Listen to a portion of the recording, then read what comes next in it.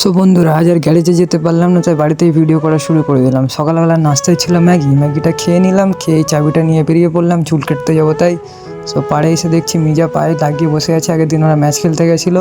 তারপরে আমাদের লম্বু ভাই চলে এসেছিলো, লম্বু ভাইকে নিয়ে চলে গেছিলাম চুল কাটতে। চুল কাটার দোকান থেকে রওনা হয়ে পড়লাম। চুল কাটার দোকানে এসে দেখছি অনেকটাই ভিড় ছিল, তাই সেলুনারাকে কিছু ঘুষ দিয়ে তাড়াতাড়ি চুল কাটার জন্য আমাদের লম্বু ভাই বসে গেছিলো।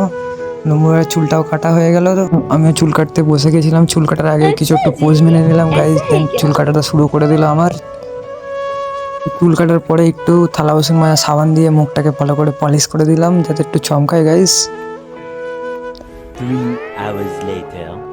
দেন ফাইনালি চুল কাটা হয়ে গেল। চুলটা কেটে কেমন লাগছে গাইজ কমেন্ট করো। তারপরে আমার গাড়িতে তেল ভরতে যাওয়ার জন্য রাজাটে চলে আসলাম। রাজাটে এসেই দেখছি গাইজ পুরো সমুদ্রই সমুদ্র, দেন 3টা ভরে নিলাম।